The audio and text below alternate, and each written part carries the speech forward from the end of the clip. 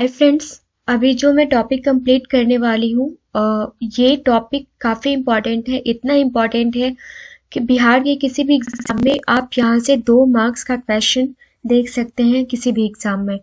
तो बिहार की मिट्टियाँ कितने टाइप की मिट्टी है और कहाँ कहाँ पाई जाती है, ये मिट्टी कितनी हद तक उपजाऊ है और कौन कौन सा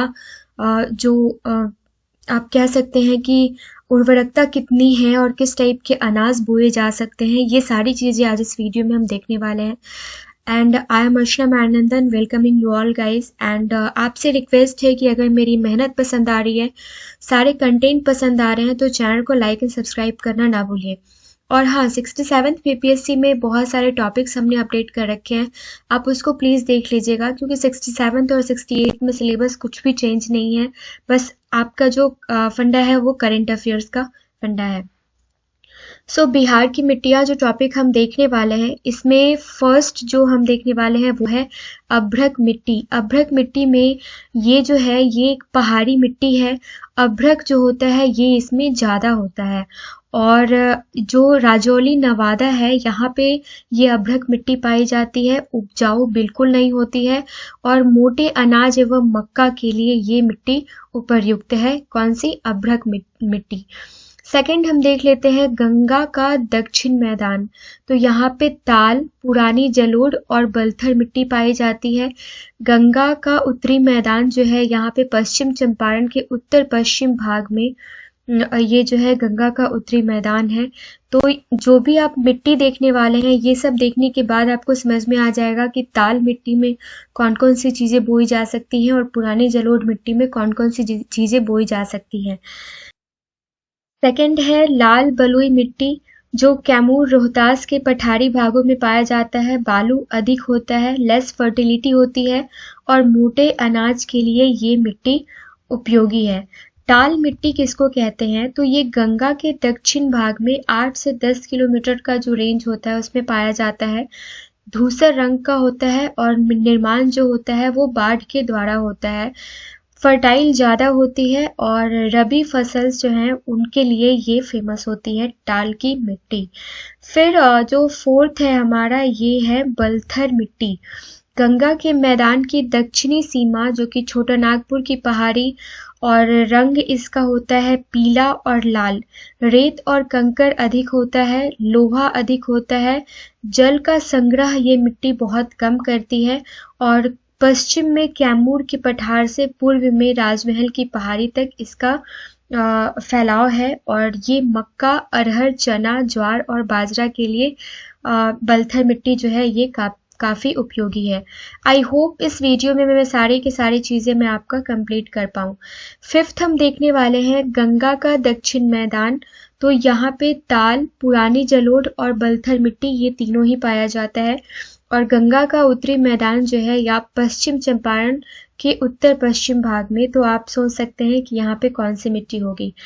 तराई मिट्टी जो है ये दलदली मिट्टी होती है, अम्लीय होती है, पीले रंग की होती है। गन्ना, धान और पटसन के लिए ये मिट्टी उपजाऊ होती है और उत्तरी सीमा से पश्चिम चंपारण से किशनगंज तक इसका फैलाव होता है। किसका? तराई मिट्टी का। नेक्स्ट है पुरानी जलोढ़ मिट्टी या बांगर मिट्टी भी इसको कहते हैं।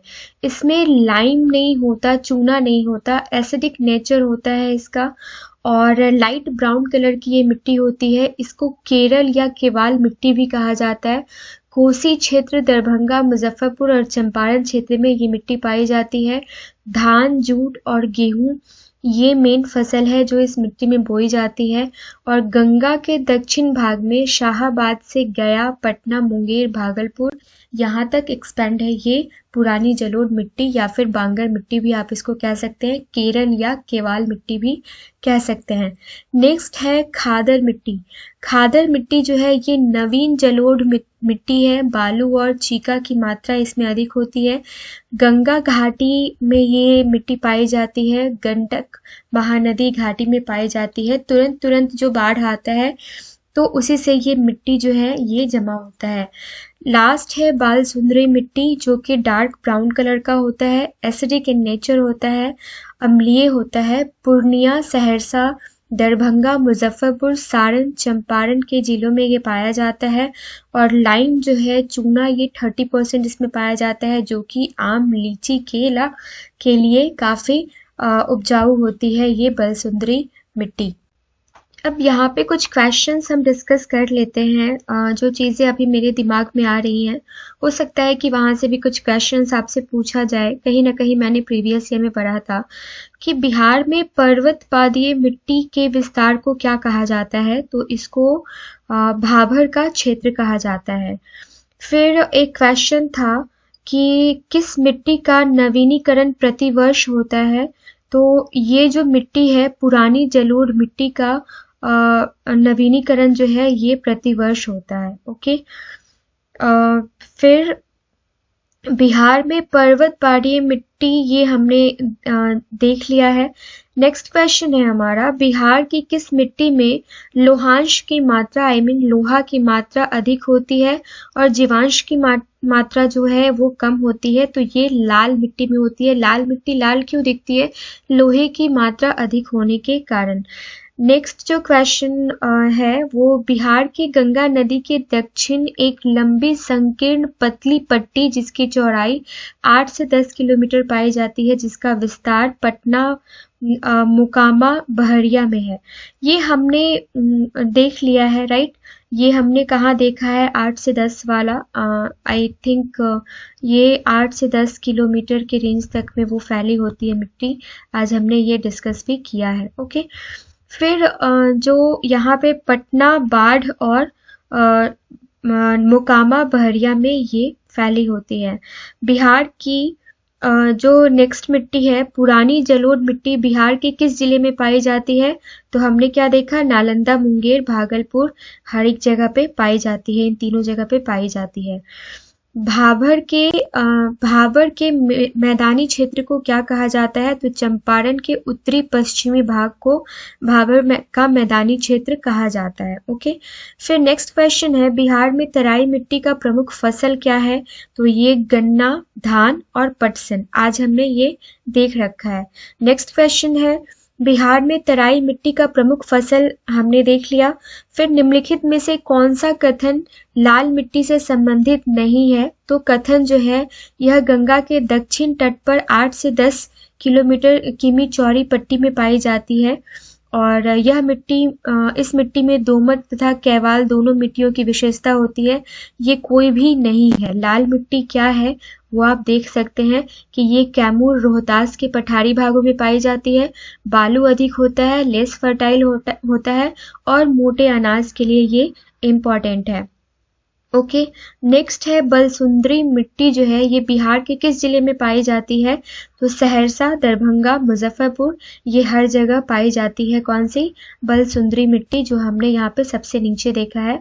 पूर्णिया, सहरसा, दरभंगा, मुजफ्फरपुर, सारण और चंपारण। ओके। नेक्स्ट क्वेश्चन जो है ये है, बिहार में खादर मिट्टी की प्रमुख फसल कौन सी है?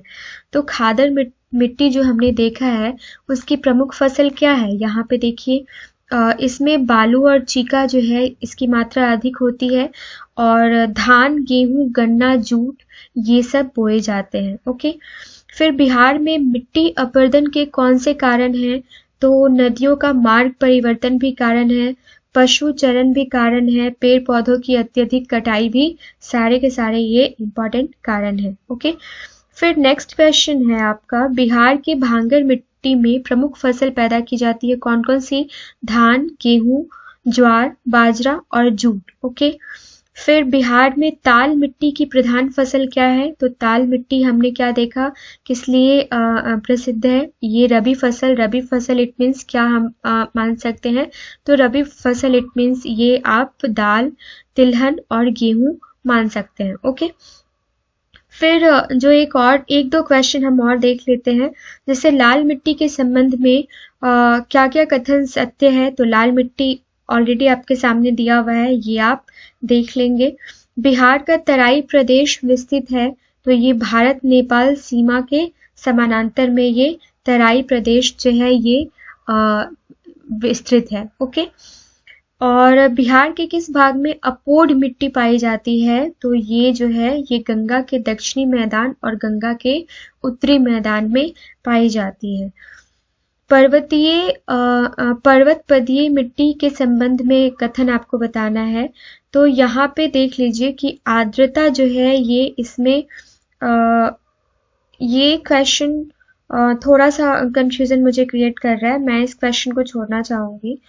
और बिहार में गंगा के दक्षिणी मैदान में निम्नलिखित में से कौन सी मिट्टी नहीं पाई जाती है? तो बिहार के गंगा के दक्षिणी मैदान में नवीन जलोढ़ मिट्टी जो है वो नहीं पाई जाती है। तो कौन कौन सी मिट्टी पाई जाती है?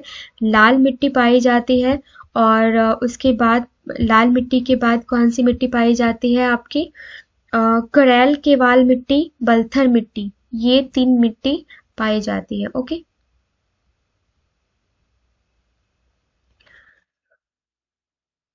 बिहार में कौन सी मिट्टी नहीं पाई जाती है? तो काली मिट्टी नहीं पाई जाती है। अब आप मुझे कमेंट सेक्शन में कमेंट करके बताइए कि काली मिट्टी कहाँ पाई जाती है।